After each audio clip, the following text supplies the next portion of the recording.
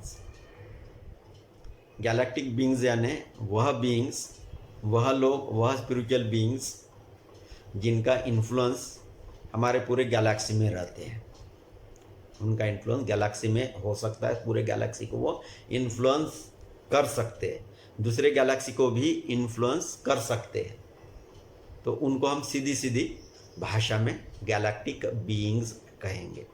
नहीं तो जो पृथ्वी पर जो है तो पृथ्वी वाला बीइंग, वैसे वो गैलेक्सी को इन्फ्लुएंस कर सकता है, वहाँ आना जाना उनका हो सकता है, वो गैलेक्टिक बीइंग्स। हमारी पृथ्वी है जिस यूनिवर्स का भाग है, वह बिग बैंग के माध्यम से करीब 1400 करोड़ साल पहले पैदा हुई। जब वो पैदा हुई तब वो छोटे से बिंदु से बहुत बड़ा बैंग हुआ, बहुत बड़ा स्फोट हुआ, आवाज आई, और जैसे साइंटिस्ट कहते हैं वहाँ से हमारे यूनिवर्स की उत्पत्ति हुई। यूनिवर्स की उत्पत्ति हुई यानी क्या हुआ, वो छोटे से बिंदु से ऐसी ऊर्जा बाहर निकली, और ऊर्जा के साथ आवाज़ भी तो आई होगी, लाइट भी आया होगा, और सब तरफ इस लाइट से लाइट सब तरफ फैल गई, और बहुत बहुत सालों तक, 200 करोड़ सालों तक वो लाइट, उसका कॉन्शियस में उनको भी कॉन्शियसनेस आ गया, चेतना आ गई, और चेतना ने डिसाइड किया कि अभी कुछ एग्जिस्टेंस में आ जाए।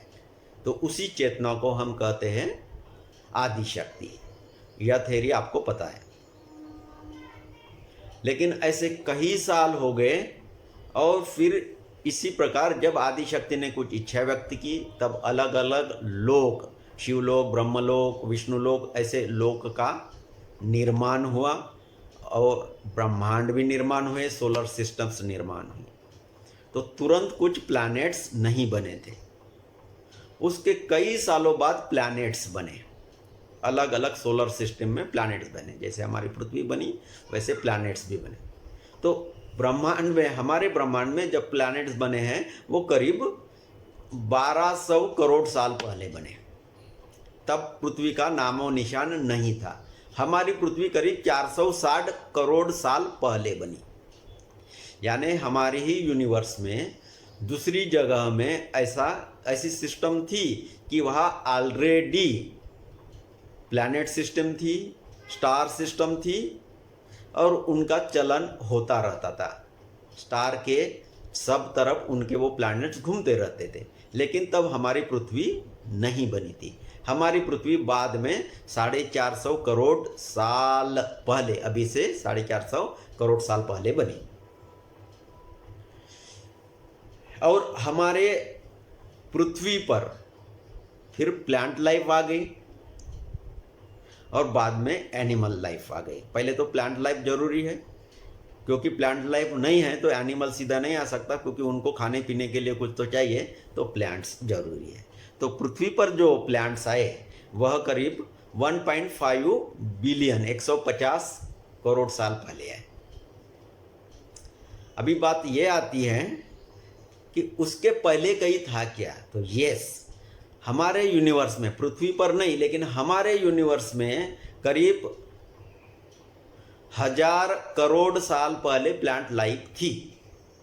यानी बिग बैंग के कई सालों बाद, 400 करोड़ साल के बाद, कई हमारे यूनिवर्स में, नॉट ऑन अर्थ लेकिन हमारे यूनिवर्स में, वो बिग बैंग होने के बाद हमारे यूनिवर्स में दूसरी जगह में प्लांट लाइफ आ गई थी, आज से 1000 करोड़ साल पहले। वहाँ फिर प्लैनेट्स भी आए, और उसके बाद हमारे पृथ्वी पर भी प्लांट्स आए और एनिमल्स भी आए। पृथ्वी पर प्लांट लाइफ और एनिमल लाइफ आने के लिए बहुत साल लगे। अभी प्रश्न आता है, हमारे यहाँ ये एनिमल्स और प्लांट लाइफ कैसी आई। जब ये बिग बैंग हुआ और हमारे गैलेक्सी में सब तरफ अलग अलग स्टार सिस्टम्स बन गई, उसके प्लैनेट्स बन गए, तो वहाँ सिविलाइजेशंस विकसित हो गई। पृथ्वी पर नहीं थी, लेकिन अलग अलग जगह में सिविलाइजेशंस विकसित हो गई थी, क्योंकि वो समय बहुत लंबा है, 200, 300, 500 करोड़ साल का वो पीरियड है। तो तब तक वो दूसरी जगह में विकसित हो गई थी। वो कैसे विकसित हो गई? वो आदि माया की माया है, उसकी वजह से वो विकसित हो गई। यह लोग फिर गैलेक्टिक एक काउंसिल बना कि हमारे पूरे गैलेक्सी में ठीक तरह से इवोल्यूशन हो जाए। इसके लिए वो लोग जो तब तक जन्म मृत्यु के चक्कर में आते आते आते पूरे एनलाइटेंड हो गए, और उनकी एक काउंसिल बनी, और वह लोग पूरे गैलेक्सी में ध्यान देने लगे कि कौन सा ऐसा प्लैनेट है जहां हम अभी नया बीज बो सकते हैं, यानी नई लाइफ निर्माण कर सकते हैं। पृथ्वी पर लाइफ आई ऐसी ही बहुत इजीली नहीं आई है, उसके लिए बहुत प्रयास किया गया, क्योंकि शुरू में यह तो सिर्फ जलता गोला ही था, अलग अलग वायु थे, वो जल रहे थे, वो वायु जलकर उनकी राख हो गई, राख सेटल हो गई, सेटल हो गए वो पत्थर बन गए, उसके लिए करोड़ों करोड़ों साल लगे। पत्थर से और साइल आई होगी बारिश की वजह से, जैसे भी। तो इस प्रकार पृथ्वी पर बहुत कुछ होता रहा, और पृथ्वी का शुरू का वातावरण बहुत विषैला था, यहाँ जीव पैदा नहीं हो सकते थे, और रेडिएशन भी बहुत ज़्यादा था। कोई आ जाए कैंसर से मर जाए, या ऑक्सीजन भी बराबर नहीं बनी होगी, तब इसलिए लाइफ सस्टेन नहीं हो सकता था। तब ये गैलेक्टिक काउंसिल के जो लोग हैं वह ध्यान देते रहते थे कि पृथ्वी पर किस जगह अभी लाइफ सस्टेन होने लायक परिस्थिति निर्माण हुई, तो वो ध्यान देते रहते थे। और कई सालों तक, यानी पहले आज आ गए, उसके 1 लाख साल बाद और पृथ्वी पर आएंगे और चेक करेंगे कि सिचुएशन कैसी है, यहाँ लाइफ आ सकता है क्या। तो वैसे वो हमारे पृथ्वी पर अलग अलग मिशंस भेजते रहे, और जब उनको लगा कि अभी पृथ्वी पर जीवन निर्माण किया जा सकता है, तब शुरू में प्लांट लाइफ आई। प्लांट हमारे पृथ्वी पर ऐसे ही नहीं बने, वो भी किसी दूसरी सिस्टम से आए हैं, क्योंकि दूसरे स्टार सिस्टम ऑलरेडी डेवलप हो चुके थे, वहां से पेड़ पौधे हमारे पृथ्वी पर भेजे गए। और जब हमारे पृथ्वी पर वो पेड़ पौधे बड़े हो गए, तो यहाँ के क्लाइमेट के हिसाब से उसमें और चेंजेस हो गए, और वो पृथ्वी के ही बन गए। सपोज पेड़ पौधे यहाँ के क्लाइमेट को उन्होंने आत्मसात कर लिया। तो जैसे पेड़ पौधे बन गए, पहले कार्बन डाइऑक्साइड होता होगा, पेड़ पौधे लेते थे, फिर ऑक्सीजन छोड़ते थे। इस प्रकार से ह्यूमन बींग्स को या जानवरों को रहने लायक ये पृथ्वी बन गई। प्लांट्स आने के प्लांट्स आने के करीब 0.5 बिलियन साल बाद, यानी 50 करोड़ साल के बाद प्लांट पृथ्वी पर आए, उसके 50 करोड़ साल बाद एनिमल्स पृथ्वी पर आए। यानी इतना ज़्यादा गैप था। हम लोग बोलते हैं ना, अभी हमारा 1 घंटे की बात है, 1 घंटा हमारा बर्बाद हो गया, 1 घंटे में उधर जाना है, तो हमारे पृथ्वी पर लाइफ आने के लिए कितना समय लगा? प्लांट आने के बाद 50 करोड़ साल लगे एनिमल्स आने के लिए, क्योंकि शुरू में यहाँ एनिमल थे नहीं, तो बाहर से लाए गए। और पृथ्वी यह एक एक्सपेरिमेंट था। जैसे हम बगीचा लगाते हैं ना, छोटा घर के पीछे घर के पीछे या आगे थोड़ी ऐसी ज़मीन हो तो वहाँ हम बगीचा लगा देते हैं। पहले देखते हैं होता है क्या, बराबर लगेगा क्या, फिर उसको खाद देते, पानी देते। वैसा ही उन लोगों ने शुरू में प्लांट लाए, बाद में जानवर लाए, और फिर उनको लगा कि अभी हम पृथ्वी पर आदमी भेज सकते हैं क्या। फिर उन्होंने पृथ्वी पर आदमी भेज दिया, पृथ्वी पर उन्होंने उसके बाद आदमी भेज दिया, और वो आदमी भी बना था कई दूसरे स्टार सिस्टम में, और उस स्टार सिस्टम का नाम था लायरा। लायरा नाम का एक स्टार सिस्टम है। उनकी सिविलाइजेशन बहुत पुरानी है, हमसे बहुत पुरानी है, और वो बहुत पहले ही एनलाइटेंड हो गए थे, तो वहाँ के लोग, उनका हमारे पृथ्वी के ऊपर इंटरेस्ट था। जब हमारी पृथ्वी जीव सृष्टि को सस्टेन करने लायक हो गई तो वो वहाँ से धीरे धीरे हमारे तरफ प्लांट्स, एनिमल ऐसा भेजने लगे, और फिर हमारी डिज़ाइन भी उधर ही हो गई, ऐसा कहते हैं। करीब 4 करोड़ साल पहले हमारी डिज़ाइन लायरा में हुई कि आदमी होना है तो कैसा होना चाहिए, नाक कैसी होनी चाहिए, कान ऐसे होने चाहिए, फिर ब्लड कैसा फ्लो हो जाएगा, फिर वो चलेगा कैसा। कितनी वंडरफुल मशीन बनाई हुई है। यानी एक बार शुरू हो जाती है तो 100 साल तक बिना कुछ किए वो अपने आप चलती रहती है। सेल्फ सस्टेनिंग मशीन, अभी ऐसी कोई मशीन बनी नहीं है अभी तक, है ना। इतनी बढ़िया मशीन बनी है हमारी, हमारा शरीर, है ना। खुद ही खा लेता है, उसको पाचन कर लेता है, उसी से रक्त मांस मज्जा बना लेता है, हवा से ऑक्सीजन लेकर उसी से फ्यूल बनाता है ना। या जलाने के लिए आपका जो अनाज है उसको जलाकर या उसको ट्रांसफॉर्म करने के लिए यूज़ कर लेता है। कितनी वंडरफुल मशीन है। तो उन्होंने ये मशीन बनाई, और वह भी इतनी इजीली नहीं बनी। पहले तो स्केलेटन बनाया और उसमें उन्होंने कुछ एक लाइट बॉडी डाली। निकलता तो थोड़ा वो ग्लो हो जाता है ना, तो ऐसा कुछ ग्लो होने वाला कुछ हमारे अंदर डाल दिया। चलो चेतना ही समझो उसको। उन्होंने फूंक दिया और वो लाइट के रूप में थी, और जब वो हायर डायमेंशन में रहती है तब लाइट के रूप में रहती है, और जब अब थर्ड डायमेंशन में आते हैं तो उसी को हम डीएनए बोलते हैं। इसलिए हम डीएनए एक्टिवेशन की बात करते हैं, क्योंकि डीएनए जब एक्टिवेट हो जाएगा तो वो लाइट के रूप में परावर्तित हो जाएगा।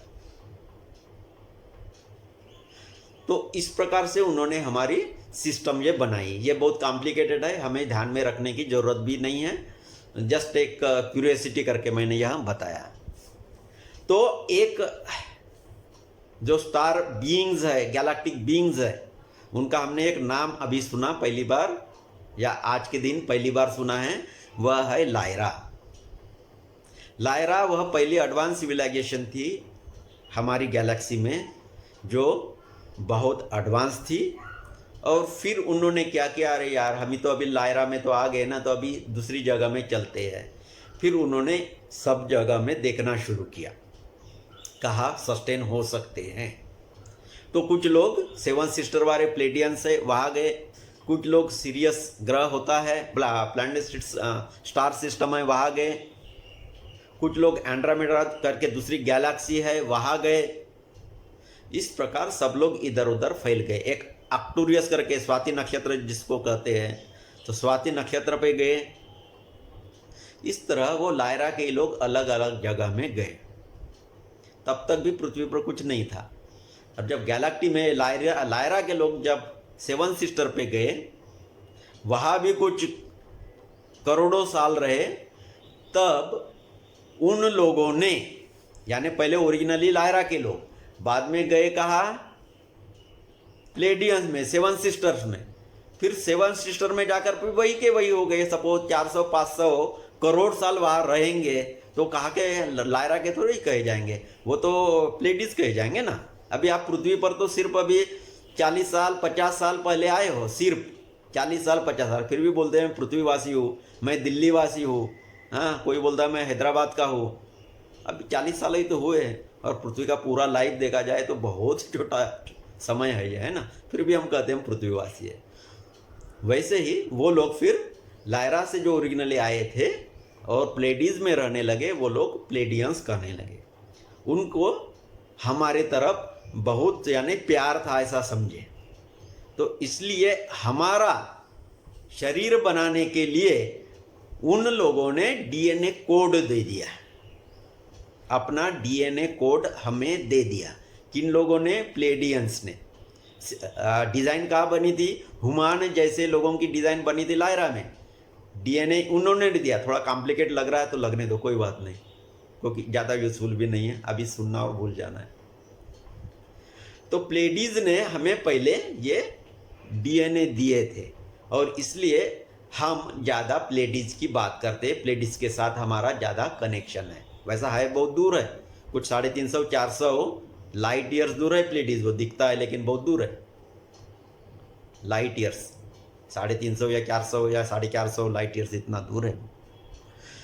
तो वहां से हम पृथ्वी पर आ गए हैं 444 लाइट ईयर, इतना दूर है। लेकिन फिर भी उनके साथ हमारा अच्छा कनेक्शन है, क्योंकि वो लोग पृथ्वी पर आए थे, हमें डीएनए भी दे दिए और हमारे अंदर जान भी फूंक दी, हमें कुछ सिखाया भी। उसके बाद भी बहुत उल्टा पालत हो गई, लड़ाइयाँ बहुत होने लगी, अलग अलग स्टार सिस्टम में भी आपस में लड़ाइयाँ होते रही, पृथ्वी पर भी बहुत लड़ाइयाँ हुई है। पुराणों में हम पढ़ते देव और दानवों का बहुत संग्राम हुआ था, एक नहीं हमेशा लड़ाई होती ही रहती थी ना, आपने सब नहीं पढ़ा है वो। तो इस प्रकार का कुछ होते रहता था, कुछ सेटल हो जाते, थोड़ा पीक में चली जाती है आपकी सिविलाइजेशंस, लेकिन स्पिरिचुअली उतनी डेवलप नहीं होने से जो शक्ति मिलती है ना उसका दुरुपयोग हो जाता है। जैसे आपने देखा है ना 1945 में हिरोशिमा और नागासाकी के ऊपर बम गिराए गए, क्योंकि इतना ज़्यादा साइंटिफिक डेवलपमेंट हो गया था, लेकिन स्पिरिचुअल या थोड़ा हार्दिक जो फीलिंग्स आनी थी, प्रेम की फीलिंग आनी थी, वो नहीं आई। इसलिए नहीं तो कोई आदमी ऐसा कर सकता है कि एक बम गिरा दो और 4-5 लाख लोगों को सीधा ऐसा जिंदा जलाकर मार दो। बहुत कठोर हृदय चाहिए उसको, जिसका हृदय डेवलप हुआ है, फीलिंग्स अच्छी है, वो आदमी ऐसा काम नहीं कर सकता है कि नहीं। तो इस प्रकार अलग अलग स्टार सिस्टम से लोग इधर से उधर जाने लगे, और उस जगह में अभी भी वह लोग है, वह बहुत इवाल्व है, और उनकी पूरी नज़र हम पर है, क्योंकि उनके बगिया के हम फूल है। उन्होंने यह बगिया लगाई है, यह बगिया कैसी लगती है, कैसी चलती है, क्या होगा उसका, यह वो देखते रहते हैं। इसलिए हमारे तरफ उनका ज़्यादा ध्यान जाता है, और हम स्पिरिचुअली डेवलप हो इसीलिए भी वह ध्यान देते रहते हैं। तो आज थोड़े शार्ट में उनकी हम चर्चा करेंगे। तो ये जो गैलेक्टिक बीइंग्स है उनको हम कहते हैं कि वो लिरियंस जो लायरा सिस्टम में है, दूसरे है आर्क्टूरियंस जिसकी हम हमेशा बात करते हैं। शार्ट में ही करता हूँ मैं, फिर अभी मैं सबका बहुत डिटेल में बताने वाला था, लेकिन अभी समय की भी कमी है और उतनी ज़रूरत भी नहीं है। तो लायरियंस तो ओरिजिनल है हमारे ग्रैंडफादर, ग्रेट ग्रैंडफादर्स। फिर दूसरी बात आती है प्लेडियंस की और एक आर्क्टूरियंस की। तो ये आर्क्टूरियंस बीइंग्स है, यह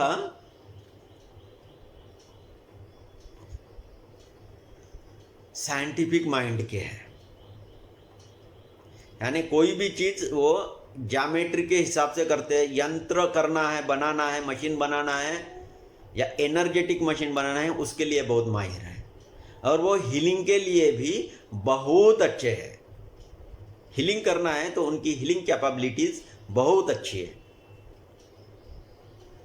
और हमारे स्पिरिचुअल इवैल्यूएशन के लिए हमेशा मदद करते रहते हैं, हमारे वाइब्रेशंस बढ़ाते हैं ताकि हमारी स्पिरिचुअल प्रोग्रेस हो। और कोई दूसरे गैलेक्टिक बीइंग आए पृथ्वी पर हमला करने के लिए तो वो सैनिक जैसे भी काम करते, उनको आने नहीं देते।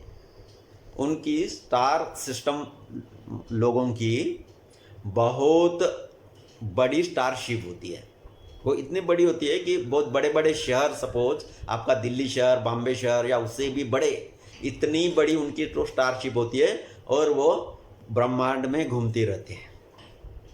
कभी कभी उनका वो स्टारशिप, उनको फ्यूल भी देना नहीं पड़ता, उनकी टेक्नोलॉजी इतनी अच्छी है, उनको फ्यूल भी जाना नहीं देना पड़ता है, सेल्फ सस्टेनिंग है, और स्पीड बहुत ज़्यादा है, लाइट से भी ज़्यादा है। इतना बड़ा उनका स्टारशिप रहता है, फिर भी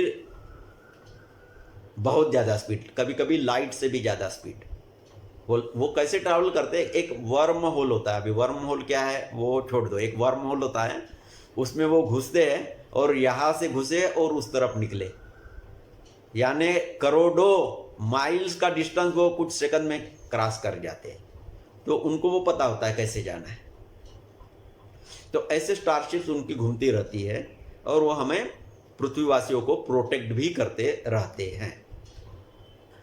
लेकिन इन लोगों की एक खासियत है कि हमारे फ्री विल में वो इंटरफियर नहीं करते। यानी आप बोलोगे मुझे एनलाइटन नहीं होना है तो आपको कुछ नहीं कर सकेंगे। बीमारी से मुक्त नहीं होना है ऐसी आपकी इच्छा है तो आपको कुछ नहीं करते, जबरदस्ती आपको हील नहीं कर सकते हैं। तो आप जब तक उनको बुलाते नहीं हैं वह आपको हेल्प नहीं कर सकते। इसलिए उनकी हेल्प लेना है तो उनको बुलाना है, उनका इन्वोकेशन करना है। जो हम एंजल्स बोलते हैं वह भी आर्क्टूरियंस के कुछ लोग हैं, जिनको हम एंजल्स देवदूत कहते हैं, वो वहाँ के हैं। और उनकी टेक्नोलॉजी बहुत ज़्यादा विकसित है। ये हुए आर्क्टूरियंस।